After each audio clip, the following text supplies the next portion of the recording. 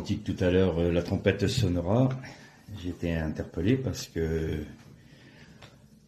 dans la pensée, on va en parler. Quand le Seigneur m'a mis sur le cœur ce que j'avais à apporter, j'étais un peu désorienté parce que j'avais l'impression que ça me touchait beaucoup de choses et je ne voyais pas les liens qu'il y avait entre ces différents éléments.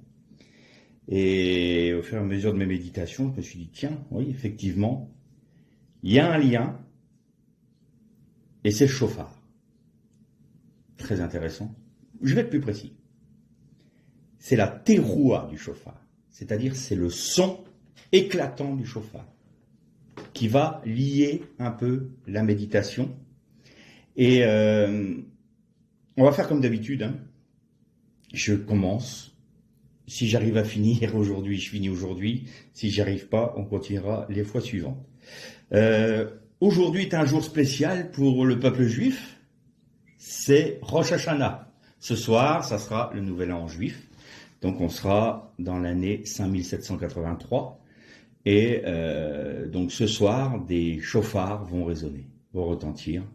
Parce que c'est le son du jugement, c'est le chauffard du jugement qui précède Yom Kippour, toutes les fêtes de l'Éternel. Et donc, vous allez voir que c'est assez désarçonnant parce que je vous dis qu'on va parler du chauffard. Et pour introduire notre méditation, on va lire le chapitre 7 de l'Épître aux Romains, qui n'a strictement rien à voir avec le chauffard. Donc, chapitre 7 de l'Épître aux Hébreux, pardon, pas Romains, aux Hébreux. Et on va commencer à partir du verset 1er.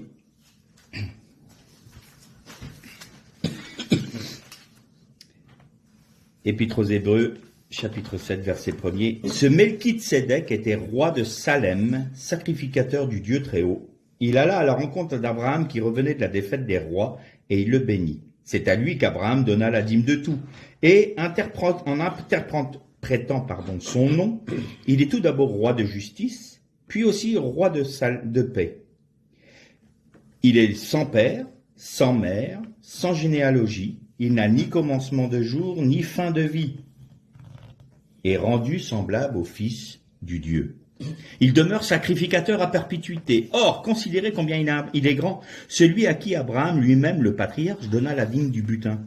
Ceux des fils de Lévi qui reçoivent le sacerdoce ont, d'après la loi, ordre de prélever la dîme sur le peuple, c'est-à-dire sur leurs frères, qui sont pourtant issus des reins d'Abraham. Mais lui, qui ne figure pas dans leur généalogie, il préleva la dîme sur Abraham, il bénit celui qui avait reçu les promesses. Or, c'est sans contredit l'inférieur qui est béni par le supérieur. Et tandis qu'ici, ce sont des hommes mortels qui reçoivent les dîmes. Là, c'est quelqu'un dont on atteste qu'il est vivant.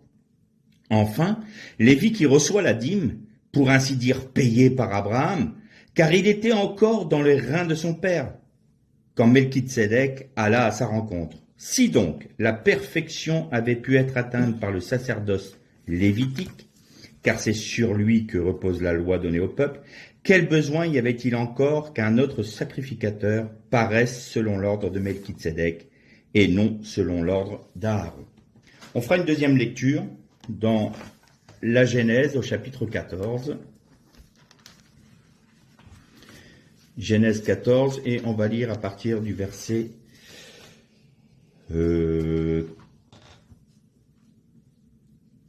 à partir du verset 14. Dès qu'Abraham eut appris que son neveu avait été capturé, il arma 318 de ses plus braves serviteurs nés dans sa maison, et il poursuivit les rois jusqu'à Dan. Il divisa sa troupe pour les attaquer de nuit, lui et ses serviteurs. Il les battit et les poursuivit jusqu'à Hoba, qui est au nord de Damas. Il ramena tous les biens, il ramena aussi Lot son frère avec ses biens, ainsi que les femmes et le peuple. Après qu'Abraham fut revenu vainqueur de Kader-Laomer et des rois qui étaient avec lui, le roi de Sodome sortit à sa rencontre dans la vallée de Chavé, qui est la vallée du roi. Melchitsédek, roi de Salem, fit apporter du pain et du vin. Il était sacrificateur du Dieu Très-Haut, Il bénit Abraham et dit, béni soit Abraham par le Dieu Très-Haut, maître du ciel et de la terre, béni soit le Dieu Très-Haut qui a livré les adversaires entre tes mains. Et Abraham lui donna la dîme de tout. Le roi de Sodome dit à Abraham, donne-moi les personnes et prends pour toi les biens. Abraham répondit au roi de Sodome, je lève la main vers l'Éternel, le Dieu Très-Haut, maître du ciel et de la terre, je ne prendrai rien de ce qui est à toi, pas même un fil ni une bride de sandales, pour que tu ne puisses pas dire, j'ai enrichi Abraham. Rien pour moi, seulement ce qu'ont mangé les jeunes gens et la part des hommes qui sont allés avec moi, Aner, Ercol et Mamré. Eux, ils prendront leur part. On arrête là nos lectures. Personnage étonnant que ce Melchitsédek. On se demande bien qui il est. Alors effectivement, comme l'a dit l'apôtre Paul dans l'apôtre Paul, on soupçonne que c'est Paul qui a écrit l'épître aux Hébreux, mais au moins l'auteur de l'épître aux Hébreux, de par son nom lui-même, exprime des choses extrêmement importantes. Il est formé de 2 mots hébraïques qui sont reliés par un yod. Le yod, je vous rappelle que c'est la lettre de l'Éternel, la lettre de Jésus. Yeshua commence par un yod. Le tétragramme commence par un yod. Et quand Dieu s'est révélé à Moïse, quand Moïse lui dit si le peuple demande quel est ton nom, que dois-je leur répondre? L'Éternel répond je suis celui qui suis, c'est-à-dire et qui est. Alors je prononce exprès Ka et qui est parce qu'on ne prononce pas le nom de l'Éternel en vain. Donc ça s'écrit comment? Un Aleph, un He, un Yud et un He. Et donc vous avez un Yud dedans. Le Yud est important parce qu'il va relier 2 mots. Le premier de Melchitsédek, c'est Meler. Meler, c'est le roi. Et le deuxième mot, c'est Tzadik. Et le Tzadik, c'est le juste. Et il était roi de Salem. En hébreu, c'est exactement les mêmes lettres que Shalom. C'est pour ça que l'épître aux Hébreux nous dit, il était roi de justice, il était roi et juste, et aussi roi de paix, parce que roi de la miséricorde, le roi du Shalom. Alors il y a beaucoup d'encre qui coule sur Melchitsédek. Il y en a qui disent que c'est le Saint-Esprit, d'autres qui disent que c'est une théophanie, c'est-à-dire une manifestation de Dieu. Il y en a d'autres qui disent que c'est une christophanie, une révélation du Christ. Le problème que l'on a, et ça je vous le répéterai toujours, c'est que quand on aborde la Torah dans notre dimension temporelle, on fait fausse route. La Torah vient de l'intemporalité, vient de l'éternité. La Torah est éternelle. La Torah, c'est Christ. Il suffit de relire le premier verset du premier chapitre de l'évangile de Jean. Au commencement était la parole était Dieu, la parole était avec Dieu, la parole a été donnée aux hommes. Elle est venue chez les siens qui ne l'ont pas reconnue. Bon, qui est venu chez les siens qui ne l'ont pas reconnu? Le Messie, le Mashiach. Et donc, c'est une introduction de l'éternité dans notre monde temporel. La Torah a été donnée par Dieu aux hommes. Elle est venue des eaux d'en haut aux eaux d'en bas.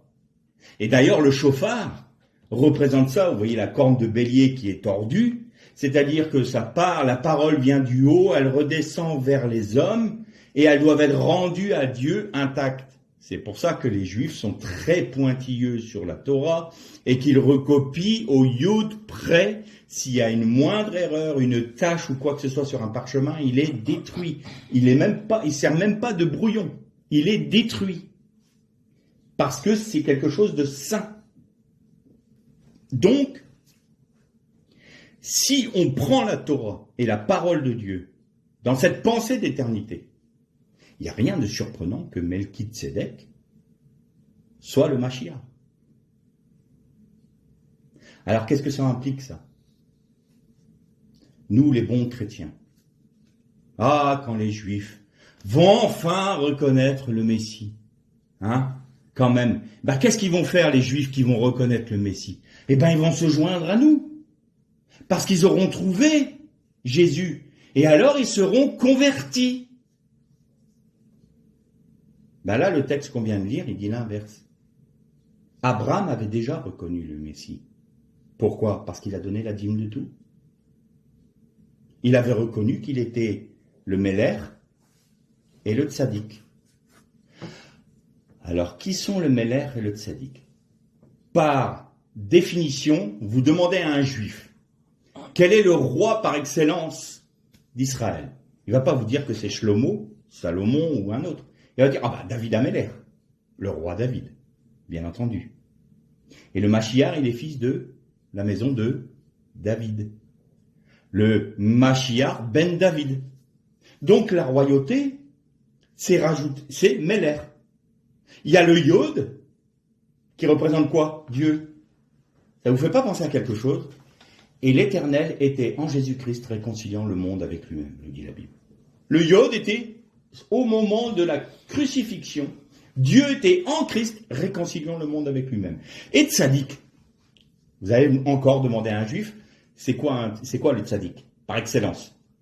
Le Tzadik par excellence, c'est Joseph. Parce que Joseph n'a pas succombé à la tentation avec la femme de Potiphar.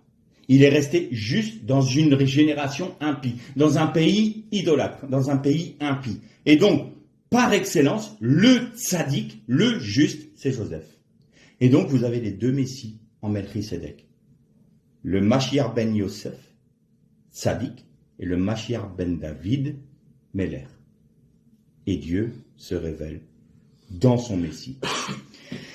Vous avez noté que dans le passage de la Genèse, vous avez le roi de Sodome qui vient voir Abraham. Il vient d'être vaincu.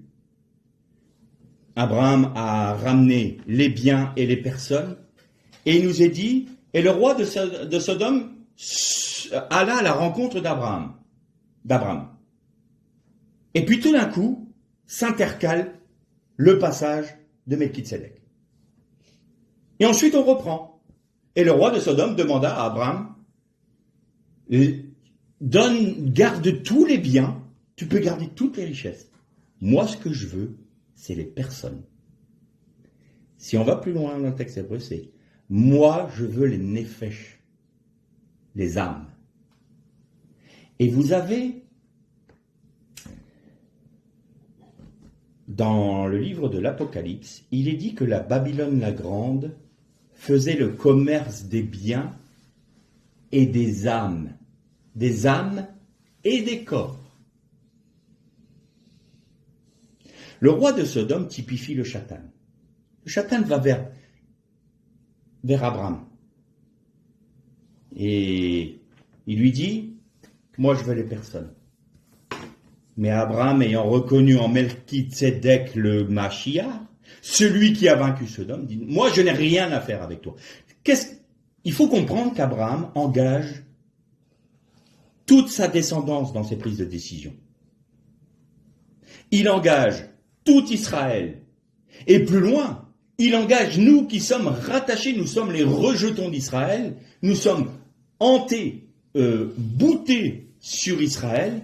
Et donc, quand Abraham a pris cette décision-là, il s'est engagé pour nous.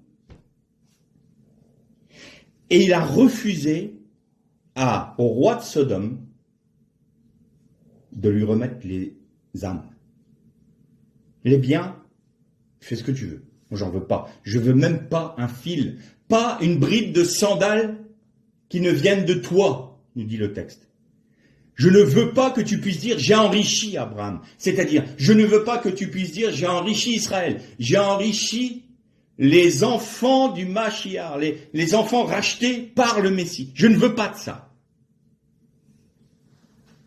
On verra plus loin que Melchisédek, il a apporté quelque chose de particulier. Le pain et le vin. Il était sacrificateur du Dieu Très-Haut et il apportait du pain et du vin. Gardez ça en mémoire, ça sera pour le terme de la méditation. Donc Abraham, là, n'accepte pas de compromis avec le Satan. Et nous avons en Melchitsédek un sacerdoce particulier. L'Épître aux Hébreux nous dit, il n'avait ni commencement, ni père, ni mère, ni généalogie. Il n'avait pas de commencement ni de fin. Bon, là on parle clairement du Messie. Ceux qui tournent autour du pot en disant oui mais il est comme ci, il est comme ça. Pourquoi? Parce qu'ils s'imaginent que comme Jésus est venu sur terre plus tard pour mourir sur la croix, il ne pouvait pas être Melchitsédek. Évidemment, puisqu'ils sont dans une logique temporelle. On revient à la fameuse Yona qui est sortie de l'arche de Noach et qui est allée se poser sur Jésus. On est comme le chauffard qui a retenti le premier jour, le jour 1.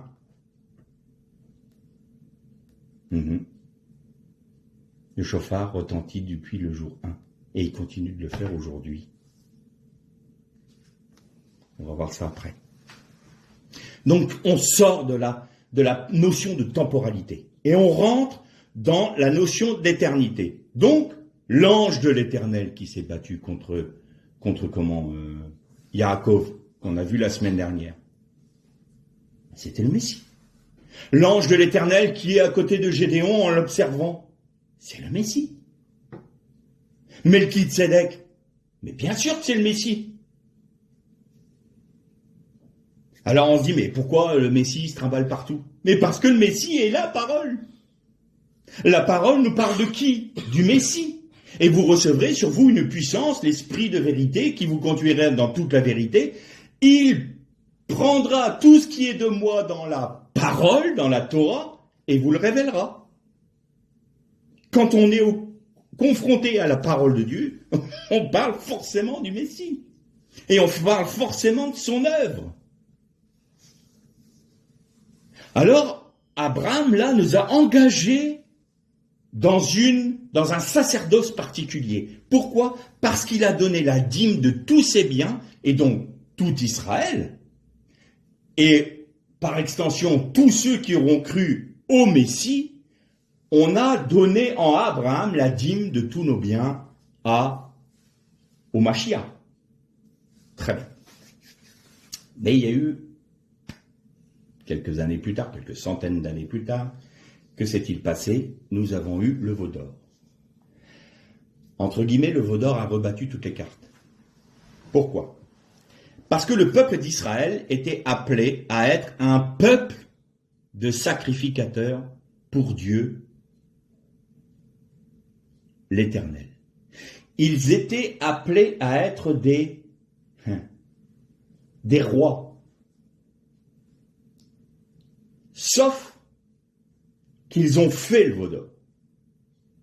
Et en faisant le veau d'or, il y a une seule tribu qui n'a pas pris part à ce péché, qui est la tribu de Lévi. Et donc, le peuple d'Israël qui était en germe en Abraham, qui était sous le sacerdoce de Melchitsédek, ayant péché, c'est-à-dire en s'étant détourné de ce sacerdoce par l'idolâtrie du veau d'or, sont rentrés dans un autre sacerdoce que Dieu a mis en place, celui des Lévites. Et donc, le premier d'entre eux, Aaron. Donc on est passé par l'idolâtrie du sacerdoce de Melchitsédek au sacerdoce d'Aaron, jusqu'au jour où Jésus, Yeshua, est venu payer quoi? Qu'est-ce qu'il est venu payer?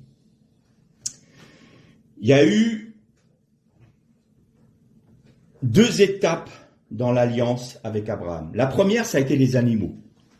Vous savez, les animaux coupés en deux, vous vous rappelez, on a parlé là-dessus, et on retrouve cette alliance-là dans le premier mot de la Torah, Bereshit, on a Brit, qui veut dire alliance, Brit. Si vous prenez les premières lettres de Bereshit et les dernières lettres, ça vous forme Brit. Et au milieu, vous avez Esh, qui veut dire feu. Donc le feu de l'Éternel qui passe entre les deux animaux, entre les animaux coupés, c'est l'alliance faite avec Abraham. Donc, ça, c'était l'engagement de Dieu. Et il fallait un engagement d'Abraham aussi. Et quel était cet engagement? C'était la Brit Mila, c'est-à-dire la circoncision. Donc c'était une alliance de sang. Si on brise cette alliance, il faut que le sang il faut qu'il y ait effusion de sang pour racheter la transgression à cette alliance. L'Éternel, lui, est resté fidèle à son alliance, c'est-à-dire qu'il a maintenu le fait que Israël aurait toujours sa terre, qu'il y aurait le nom d'Abraham qui serait rendu grand, et à quel point tout le monde se réclame d'Abraham, les musulmans, les chrétiens et les juifs. Plus grand que ça, il n'y en a pas beaucoup. Ensuite, il a dit qu'il y aurait une terre, Israël. Ah oui, mais Israël n'a pas été toujours sur sa terre. Non, mais enfin c'est le seul pays qui a réussi à ressusciter de ses cendres quelques 2000 ans plus tard. C'est jamais arrivé dans l'histoire de l'humanité. Et après on viendra me dire que c'est juste une circonstance fortuite, qu'il y a vraiment un heureux hasard. Bref, vraiment ne pas vouloir voir pour ne pas reconnaître la main de Dieu dans tout cela. Et qu'il aurait une descendance comme le sable de la mer, comme les étoiles du ciel. Bon, la descendance juive, c'est évident, mais alors la descendance en Abraham, qui ont reconnu le Mashiach, c'est-à-dire des nations, on est combien? Innombrables. Et donc, toutes les promesses sont là. Sauf que la descendance d'Abraham n'a pas respecté son alliance. Il fallait donc que quelqu'un paye le prix du sang. Et qu'est-ce qu'il est venu faire? Melchitsédek, le roi tzaddik, le roi juste, c'est-à-dire le Mashiach ben Yosef, Mashiach ben David, qu'est-ce qu'il est venu faire? Il est venu payer le prix du sang de la transgression de l'alliance faite au moment du veau d'or. Pourquoi c'est le veau d'or qui est particulier? Je l'ai déjà dit. Parce que Israël a accepté du Erev Rav, c'est-à-dire du peuple mélangé qui est sorti d'Égypte avec eux, ils ont accepté de faire le veau d'or. C'est le peuple mélangé qui est à l'initiation de ce veau d'or, de ce veau d'or, parce que l'initiation c'est autre chose, à l'initiative de ce veau d'or, et Israël a accepté. Donc nous, les nations, nous sommes à l'initiative de l'idolâtrie, et Israël a accepté que l'idolâtrie rentre en son sein, et donc, quelles conséquences ça a eu? Nous, le RF Rav, nous avons fait une idole du Christ, et Israël a les yeux voilés sur leur Messie. Mais le pire, c'est que comme nous avons fait de Christ une idole, c'est nous qui portons le voile sur Israël parce qu'ils ne peuvent pas reconnaître leur Messie, puisque nous l'avons occidentalisé, nous l'avons paganisé. Donc il y a deux mouvements qui doivent se faire. Un mouvement du côté chrétien qui doivent rendre leur Messie à Israël, et Israël de dire « Ah oui, mais le Messie que vous avez… » J'ai bien aimé la phrase qu'a donnée un juif orthodoxe qui a reconnu Jésus, Ariel Cohen, qui est en Israël, et il a dit, vous savez, vous les chrétiens, vous avez le Messie dans l'esprit. Vous êtes dans l'esprit, vous. Vous êtes dans tout là-haut, là-haut, là-haut. Vous vous occupez pas de ce qui est sur terre. La preuve qu'il dit, c'est que vous serez en esprit pur et la matière est pas pure. Vous voyez comme quoi le christianisme a été gangréné par le néo-platonicisme. Les esprits purs qui vont rejoindre les esprits purs et la matière est mauvaise alors que Dieu a dit que la matière était bonne. Tout ça, c'est nous qui avons extirpé le Christ de sa judaïté pour le faire à notre image et pour dire le Christ est comme ça. Le petit Jésus. Et donc, pour un juif, il est nu. Et quelque chose qui est nu, c'est impur. C'est pas convenant. Et j'ai beaucoup aimé sa phrase, il a dit, je veux habiller le Messie que vous nous donnez qui est nu, je veux l'habiller de la Torah. Et si je l'habille de la Torah, il sera reconnu par mon peuple. Magnifique, cette phrase. Cette phrase, elle est simplement magnifique. Habiller le Messie de la Torah. Eh bien, on commence à le faire. Melchitsédek, c'est le Messie qui est habillé de la Torah. Mais il y en a d'autres. Et on va parcourir un peu ça. Donc, voilà la faute qui s'est passée. Le veau d'or a produit, nous, une idolâtrie. les Juifs un voile sur leur cœur et sur leurs yeux pour ne pas reconnaître le Mashiach. Mais s'il n'y avait pas eu ça, nous n'aurions pas pu être sauvés parce que le temps qu'Israël a les yeux voilés sur son Messie, c'est un temps que Dieu met entre parenthèses pour son peuple qu'il a choisi, Israël, pour que ceux des nations puissent rentrer dans l'alliance. Donc s'il n'y avait pas eu le veau d'or, aujourd'hui on ne serait pas sauvés. C'est un tout. Et c'est là qu'on mesure la sagesse de Dieu. C'est là qu'on mesure l'infinie complexité de la pensée de Dieu. Il a pensé à tout, on peut dire les choses. Et donc Jésus, il est venu pour payer le prix du sang. Que s'est-il passé à ce moment-là? Il a fait effusion de sang. Et vous avez remarqué, on en a parlé de Gilgal la dernière fois.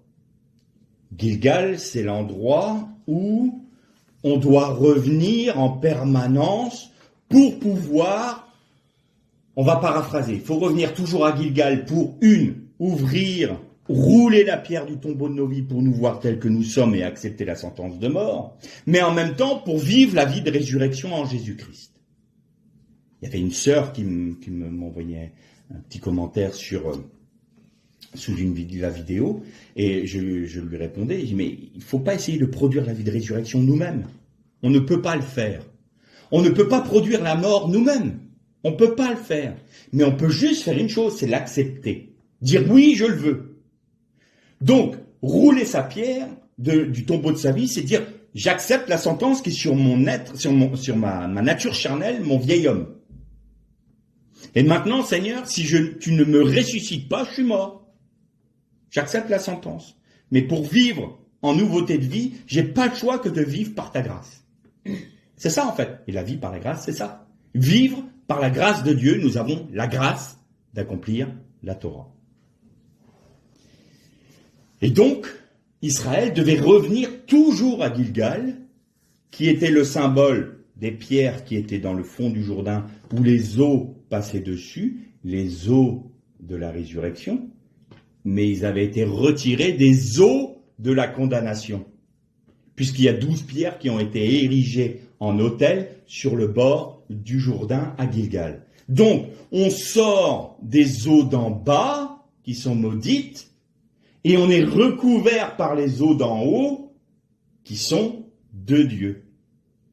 Et tout est parfait. Donc Gilgal, c'est quoi? C'est la mort à soi-même et la vie de résurrection. C'est la croix. Vous êtes d'accord? C'est la croix? Mais je vais vous prouver que c'est la croix. En hébreu, il est dit, il fut crucifié au lieu appelé le crâne qui se dit en hébreu Golgotha. Même ça, on n'a pas été capable de bien le traduire. Vous savez comment on écrit Golgotha?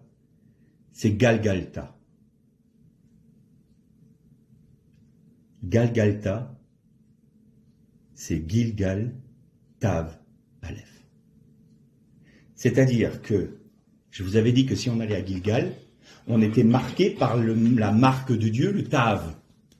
Eh bien, Galgalta, c'est Gilgal, Gal, Tav, Aleph, qui est la lettre de Dieu.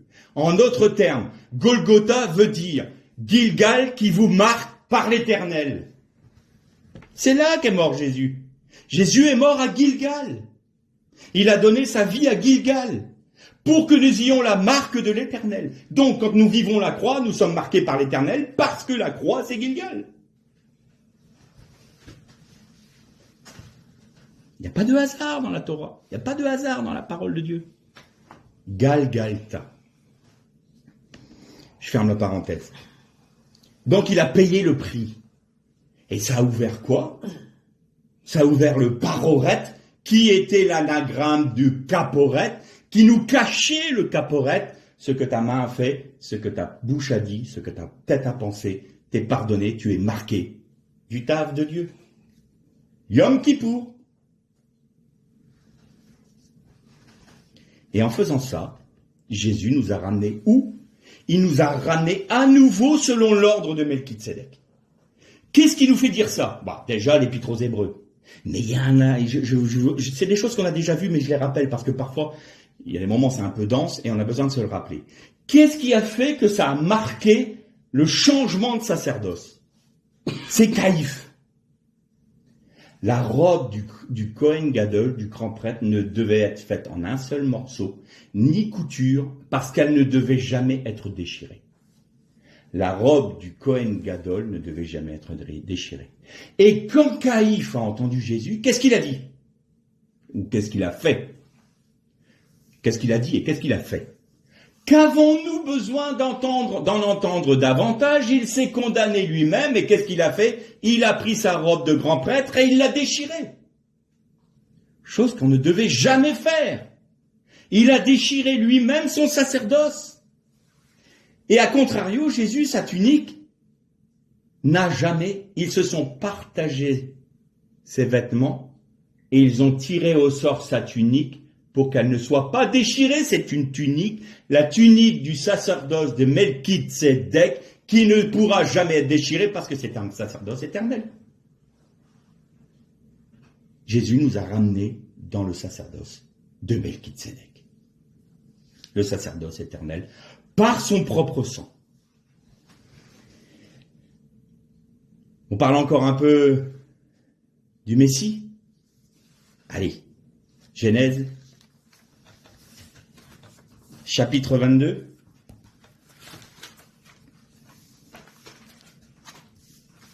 On va parler de ça et après, bon, j'aurai pas le temps aujourd'hui, je pense. La prochaine fois, on parlera. Vous allez vous demander ce que c'est, hein. Jéricho.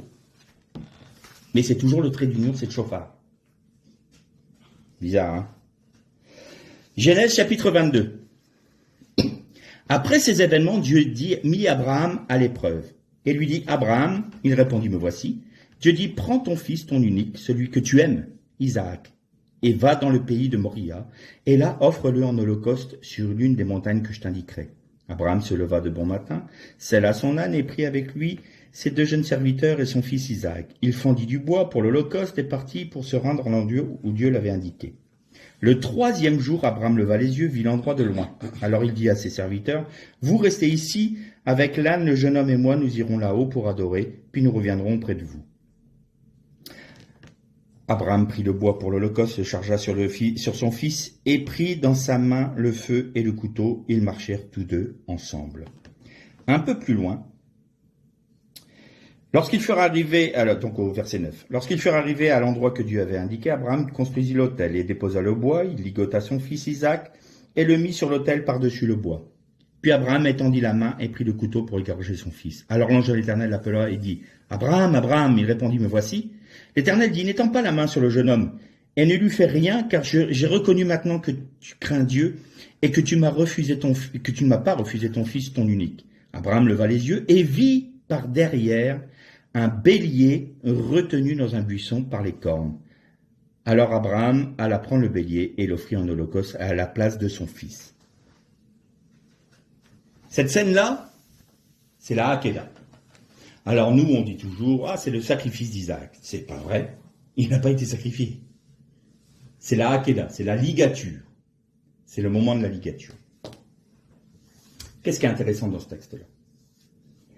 Yitzhak est typologiquement le Mashiach, le Messie. Et Abraham, il est typologiquement le Père, l'Éternel. Vous avez remarqué qu'il mit le bois sur le dos de Yitzhak. Il porta sa croix pour son sacrifice. Et il allait à l'autel, sur le mont Moria. Vous savez où ça se trouve? Vous savez quel est ce rocher-là? C'est le rocher qui est sous le dôme du rocher. C'est le rocher de Jérusalem. C'est le rocher d'Israël. La tradition juive, les sages d'Israël disent que quand le déluge a décru, c'est le premier rocher qui est apparu sur la terre. C'est la première partie sèche qui est ressuscitée des eaux d'en bas. Le rocher, c'est là où était l'arche d'alliance. Puisque le Saint des Saints, En fait, le Saint des Saints est exactement où était la coupole, le dôme du rocher. C'était là qu'était le Saint des Saints. Et il va pour sacrifier son fils Yitzhak. Alors là, il y a beaucoup de juifs qui se posent des questions. Ils disent, attends, nous on a connu Abraham, pour Lot, il s'est bagarré bête qu'est ongle avec Dieu, entre guillemets, pour le sauver. Et là, Dieu lui dit, ton fils, tu me le donnes? Ok. Prêt à l'égorger. Comment ça se fait?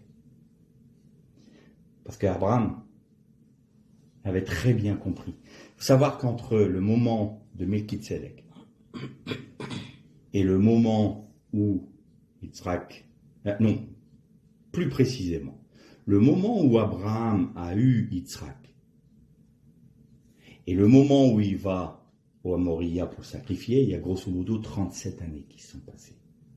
Yitzhak avait 37 ans. C'est pas un petit garçon. Il savait très bien qu'il allait être sacrifié. Même quand Yitzhak a posé la question à Abraham, « Père, nous avons le bois, nous avons le feu, nous avons le couteau, mais il est où le bélier ou l'agneau du sacrifice? Dieu pourvoira, mon fils. » Et les sages d'Israël disent que Yitzhak, à ce moment-là, a compris. Et il a accepté. Parce que c'était une volonté de l'Éternel. Et il s'est plié à la volonté de l'Éternel. Dieu pourvoira. Adonai Yireh. C'est le lieu que va être donné à ce lieu. Étonnamment, Dieu pourvoit au moment, à l'endroit même où était le temple, les deux temples d'Israël. Poursuivons. Au moment où donc il a disposé le bois, il fait la ligature d'Yitzhak. Et pourquoi il l'a lié? Et en fait, les sages d'Israël disent, Yitzhak a demandé à ce qu'il soit bien maintenu fermement, parce qu'il dit, Père, avec la douleur, je risque de me débattre, et ton sacrifice, et ton korban ne serait pas kadosh, saint. Alors je dois faire en sorte de ne pas pouvoir me débattre pour que le sacrifice soit saint. Ça, c'est la Torah orale qui nous le révèle. Et là, l'ange de l'Éternel arrive. L'ange de l'Éternel. Tiens, encore quelqu'un qu'on connaît. L'ange de l'Éternel. Abraham, arrête. Ne porte pas la main. Parce que ce que tu es en train de faire là, tu acceptes de perdre toutes les promesses que je t'ai faites. Parce que je t'ai dit que Yitzhak serait le fils de la promesse. Eh bien, par obéissance, tu acceptes de perdre tout ce que je t'ai promis, tout ce que je t'ai donné. Qu'est-ce qu'on disait l'autre jour sur les vases, comme ils étaient beaux? Est-ce que tu es capable, tu es d'accord que je le brise ce vase? Ah bah non. Seigneur, comment veux-tu que je donne Yitzhak? C'est l'enfant de la promesse. Donc tout tombe à l'eau. Comment veux-tu que je croie encore en toi? Abraham s'est pas posé de questions. Sa foi avait grandi au fur et à mesure des épreuves. Abraham, dans sa vie, a eu 10 épreuves. La première, c'était quitte ton pays, la maison de tes parents, et va vers le pays que je te montrerai, l'Ephraim. Ensuite, il y a eu Sarah qui a été prise par Pharaon. Il y a eu la famine en Égypte d'abord. La famine dans le pays qui a dû l'amener en Égypte. Ensuite, il y a eu Sarah qui a été prise par Pharaon. Ensuite, il y a eu la délivrance de Lot. Enfin, il y a 10. Ça, c'est la Hakeda. La ligature, c'est la 10e épreuve. Il va y avoir que c'est important.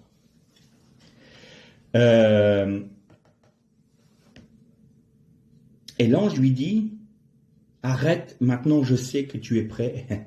Tu es presque, je brise le vase que j'ai fait avec toi. Tu retiens rien. Tu es vraiment le père de la foi. Je le reconnais. Et ne porte pas la main sur l'enfant, car, et le texte hébreu est très explicite, car un autre doit prendre la place.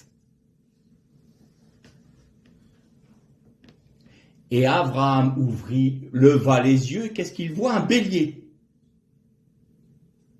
Le bélier de la Hakeda, dans le judaïsme, c'est l'origine du chauffard. On y revient au chauffard. Hein. Il était pris dans un buisson par les cornes. Il y a des commentateurs juifs qui disent, des sages d'Israël qui disent, le bélier courait vers Abraham pour remplacer Yitzhak sur le sacrifice, et le chatan, ayant vu qu'il courait très vite, fit en sorte qu'il y ait eu un buisson pour qu'il soit pris par ses cornes. Les cornes, c'est la puissance. Afin que Abraham fasse le sacrifice, et alors Abraham n'aurait pas pu être agréé par Dieu parce que le sacrifice humain est interdit par la loi.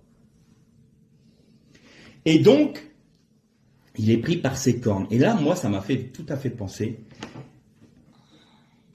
ta postérité écrasera la tête du serpent et le serpent te mordra le talon. Et c'était ça.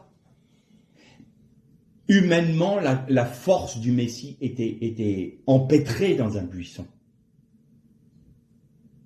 La corne. La corne, c'est ce qui couronne le roche, la tête. D'accord ? Aujourd'hui, c'est Rosh Hashanah, la tête de l'année. Eh bien, la roche, c'est la tête. Et les cornes sont sur la roche. Qu'est-ce qui était sur la tête de Jésus quand il est mort sur la croix ? Des épines.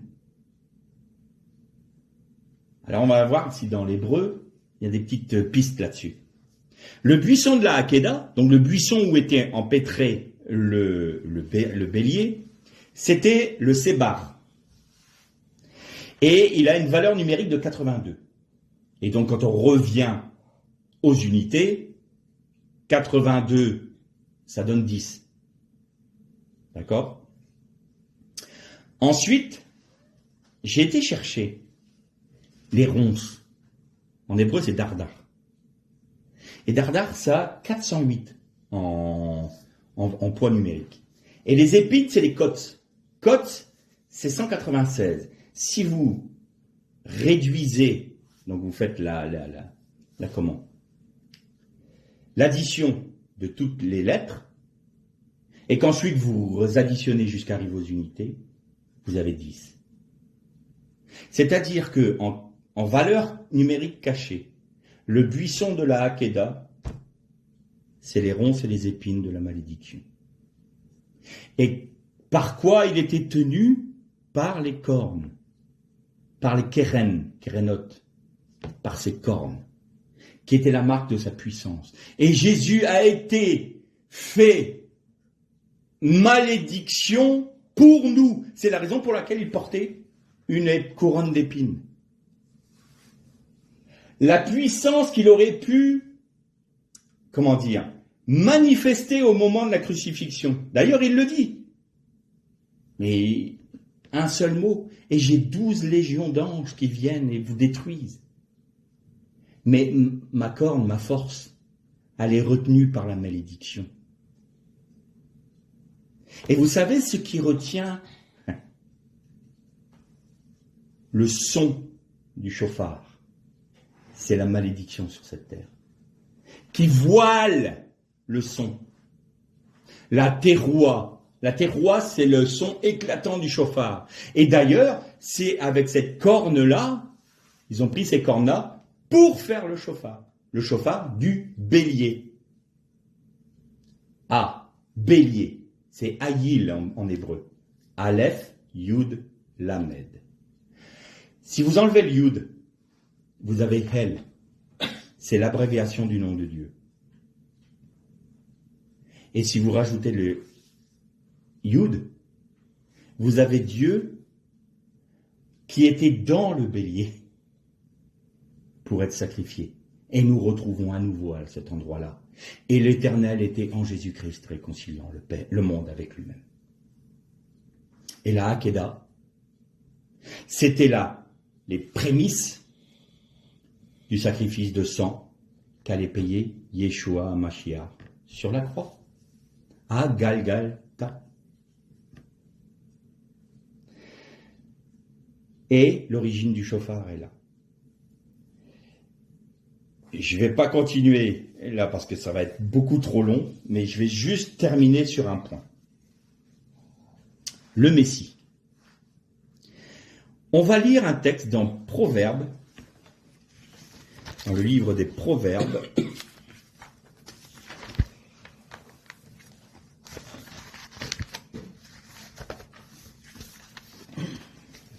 Alors, au chapitre 30, Proverbe 30, et on va lire normalement les versets 4, 5 et 6. Bon, on va lire à partir du premier, comme ça, le premier verset. Parole d'Agour, fils de Yaadké, sentence de cet homme pour Itiel et pour Uchal. Certes, je suis plus bête que n'importe qui, je n'ai pas une intelligence humaine, je n'ai pas appris la sagesse et je ne connais pas la science des saints. Qui est monté au ciel et qui est descendu? Qui a recueilli le vent dans ses poings? Qui a serré les eaux dans son vêtement? Qui a établi sur les extrémités de la terre? Quel est son nom? Quel est le nom de son fils? Le sais-tu? On s'arrête là. Alors, je ne vais pas vous le lire en hébreu, mais je peux vous dire une chose. À partir du premier, qui? Quel est son nom? C'est mi. Quel est son nom? Vous allez prendre le yod. Mi, c'est qui? C'est même yod. Vous prenez ce yod-là et vous allez faire un saut de 21 lettres. Chaque fois. Et vous allez avoir Yeshua, Shi. Yeshua est le don de Dieu. Et pourquoi 21 lettres? Parce qu'il est dit, et l'ange qui s'est révélé à Moïse dans le buisson, qu'est-ce qu'il a dit en se révélant dans le buisson? Je suis celui qui suis et qui est. Valeur numérique 21. Et qui est l'Éternel qui se révèle à Moïse dans le buisson, et en prenant ce texte-là, qui est monté au ciel et qui en est descendu? Qui est le fils de celui-là? Quel est son nom? Yeshua le cadeau, Yeshua le don, Yeshua le don que l'Éternel vous fait pour la rémission de vos péchés. Pourquoi? Parce que je suis en code caché, c'est celui qui est dans le buisson de Moïse. Et celui qui est dans le buisson de Moïse, c'est aussi celui qui est de la Hakéda. Et dans le Tanar, il a un nom, Melki-Tzedek, le roi juste, parce que l'Éternel est en son sein, le roi juste, le roi du Shalom. Et qu'est-ce qu'a dit Jésus aux Juifs de son époque, enfin, pas aux Juifs dans son ensemble, aux prêtres, aux Sadducéens? Je suis le maître du Shabbat. C'est moi, Melki-Tzedek. Je suis le maître, je suis le roi du Shabbat.